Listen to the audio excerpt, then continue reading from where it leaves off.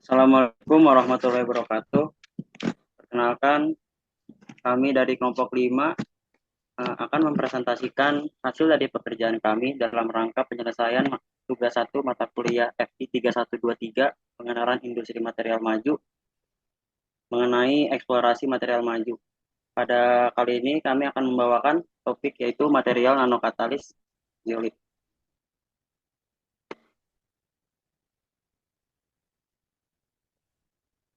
Baik, kami mulai dari pendahuluan. Jadi nanokatalis merupakan hasil dari rekayasa material pada skala 1 hingga 100 nanometer. Pada skala ini, material memiliki reaktivitas kimia yang jauh lebih tinggi dibandingkan bentuk bulknya. Hal ini disebabkan oleh dua faktor utama. Yang pertama, luas permukaan yang jauh lebih besar sehingga lebih banyak situs aktif yang dapat berinteraksi dengan reaktan. Dan yang kedua, munculnya efek kuantum yang mempengaruhi sifat elektronik material. Salah satu material yang banyak digunakan dalam pengembangan nanokatalis adalah zeolit. Zeolit merupakan mineral aluminosilikat kristalin yang memiliki struktur mikropori sangat teratur. Struktur ini memungkinkan terjadinya katalisis selektif bentuk, yaitu kemampuan zeolit untuk memilih molekul berdasarkan ukuran dan bentuknya. Dengan menggabungkan kedua konsep ini, oleh nanokatalis zeolit yang memiliki kinerja katalitik unggul serta menampilkan sifat-sifat baru yang bersifat sinergis antara karakter nanoskopik dan struktur mikropori.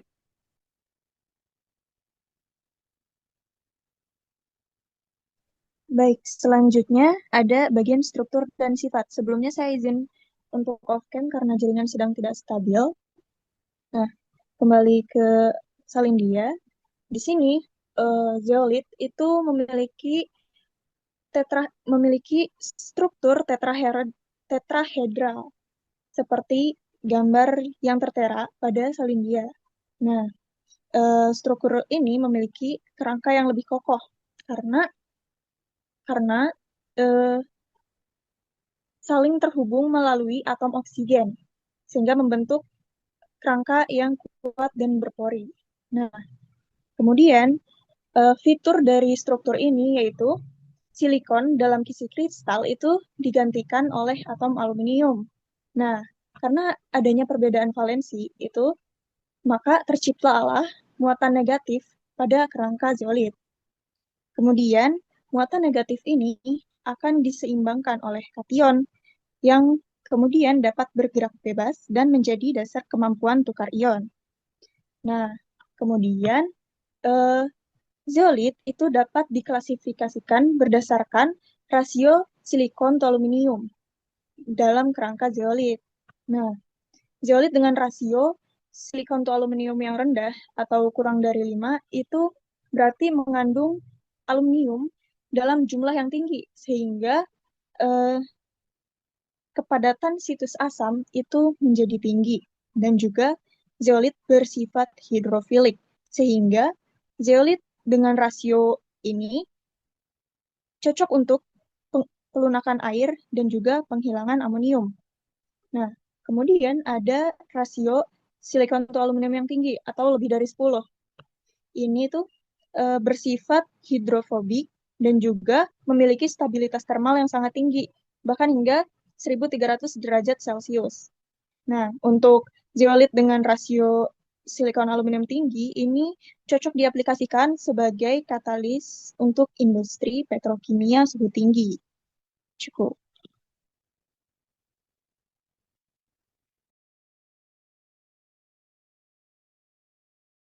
Itu ada beberapa aplikasi dari material yang nanokatalis zeolit ini. Salah satunya untuk penyulingan minyak bumi.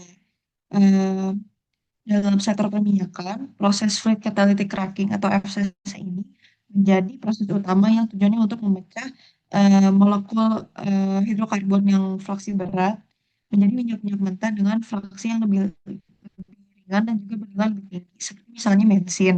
Dengan adanya nanokatalis berbasis zeolit Y dan juga ZSM5, efisiensi proses FCC ini tuh akan meningkat secara signifikan karena kemampuan zeolit tersebut dalam mengarahkan reaksi ke arah pembentukan molekul yang diinginkan. Hal ini juga tidak hanya meningkatkan yield bensin, tetapi juga mengurangi pengurangan produk samping yang tidak diinginkan. Selain FCC juga, nanokatalis zeolit juga bisa diaplikasikan ke proses hydrocracking, yaitu konversi minyak, fraksi minyak yang sangat berat menjadi minyak bahan bakar berkualitas tinggi, seperti pada solar dan juga bahan bakar jet. Pada proses ini, zeolit bisa dikombinasikan dengan nanopartikel logam seperti contohnya Ag dan juga nikel, sehingga sifat katalitiknya bisa meningkat melalui sinergi antara situs asam pada zeolit dan juga aktivitas dari logam tersebut. Selanjutnya juga berperan pada ekonomi hijau dan juga energi, terutama dalam mengubah biomasa seperti limbah kayu atau limbah pertanian menjadi bahan bakar dengan menghilangkan kandungan oksigen yang tinggi menggunakan zeolit ZSM5.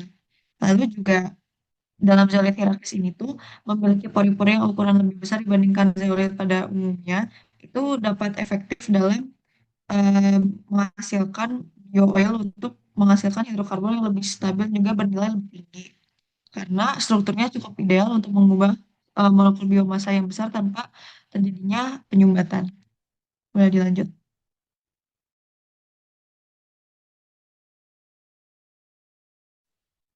Aplikasi selanjutnya di bidang lingkungan. Nanokatalis zeolit juga menawarkan solusi inovatif dalam pengolahan limbah dan pengendalian polusi. Kombinasi zeolit dengan bahan fotokatalis seperti TiO2 mampu membersihkan polutan organik berbahaya seperti zat pewarna tekstil, pestisida, atau senyawa organik persisten lain dari air limbah. Zeolit menyerap polutan berkat sifat adsorptifnya. Kemudian TiO2 yang diaktifkan cahaya akan menguraikan polutan tersebut menjadi senyawa sederhana yang tidak berbahaya. Selain itu, kemampuan tukar ion zeolit menjadikannya efektif dalam menghilangkan ion beracun seperti timbal serta ion amonium dari sistem perairan. Dengan demikian, nanokatalis zeolit dapat berfungsi baik sebagai agen pembersih maupun sebagai pendukung teknologi ramah lingkungan. Eh, Next, aplikasi selanjutnya itu di bidang industri farmasi dan kimia presisi. Nanokatalis zeolit juga dimanfaatkan secara luas dalam industri farmasi dan kimia. Sifat selektivitas bentuk yang dimiliki zeolit memungkinkan reaksi kimia berlangsung dengan produk yang sangat spesifik, sehingga meningkatkan efisiensi sintesis senyawa bernilai tinggi. Di bidang farmasi, rongga-rongga internal dalam struktur zeolit dapat diisi dengan molekul obat tertentu. Zeolit kemudian berfungsi sebagai sistem penghantaran obat atau drug delivery system yang mampu melepaskan zat aktif secara perlahan dan terkontrol di dalam tubuh. Mekanisme ini membantu mempertahankan konsentrasi obat dalam darah pada tingkat terapeutik untuk jangka waktu yang lebih panjang, sekaligus mengurangi efek samping akibat fluktuasi dosis. Dengan demikian, efektivitas terapi medis meningkat secara signifikan. Boleh dilanjut? Untuk keunggulan dari zeolit ini, dia memiliki beberapa keunggulan. Yang pertama, luas permukaan yang sangat besar. Nah, apa sih impactnya ketika luas permukaan yang sangat besar? Ketika luasnya sangat besar, nih zeolit itu punya partikel yang kecil. Ketika di luas permukaan yang sangat besar, dia punya banyak atom di permukaan. Nah, ketika banyak atom di permukaan, maka situs aktif katalitiknya semakin banyak. Maka dia akan semakin tinggi reaktivitasnya terhadap menjadi katalis. Selanjutnya ada stabilitas termal dan keasaman unggul. Yang pertama, hal itu terjadi kenapa? Karena struktur tetap stabil pada suhu dan tekanan tinggi. Gitu. Nah, ketika suhu dan tekanan tinggi, sehingga zeolit itu eh, dapat adaptif dalam suhu berbagai rentang suhu. Yang kemudian memiliki situs asam yang sangat kuat yang mampu memecah ikatan C pada hidrokarbon. Selanjutnya, keunggulan yang ketiga adalah selektivitas bentuk atau disebut dengan shape selectivity. Nah, struktur pori yang teratur hanya mengizinkan molekul dengan ukuran dan geometri tertentu untuk bereaksi. Nah, karena selektivitas ini, sehingga produknya juga yang dihasilkan akan sangat spesifik. Nah, untuk keunggulan yang terakhir adalah efek ukuran kuantum. Pada skala nano, tingkat energi elektronik menjadi diskrit. Nah, energi diskrit itu mengubah cara material berinteraksi dengan molekul reaktan dan meningkatkan reaktivitas. Sehingga zeolit ini mampu untuk menjadi katalisis. Itulah keunggulan dari zeolit. Baik, selanjutnya akan membahas terkait kekurangan dari material nanokatalis zeolit tersebut.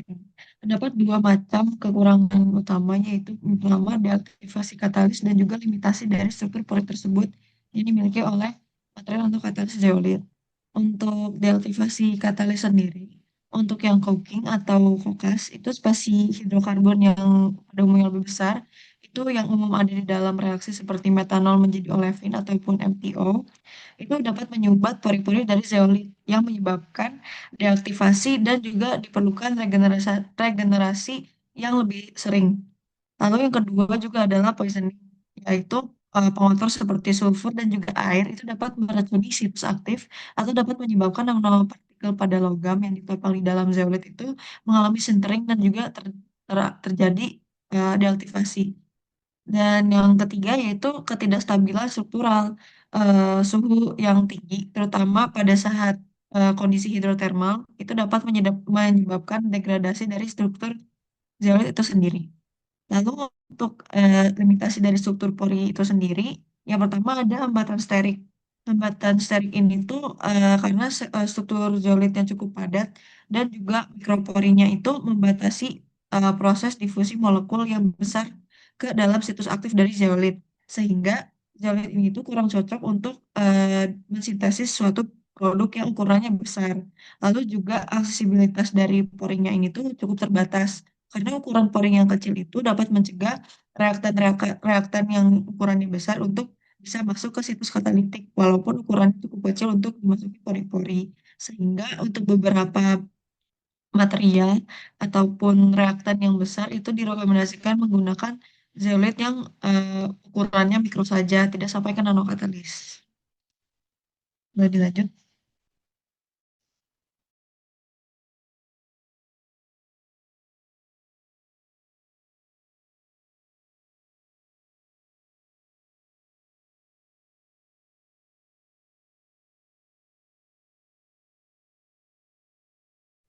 Ya, sekian presentasi dari kelompok kami. Kurang lebihnya mohon maaf. Assalamualaikum warahmatullahi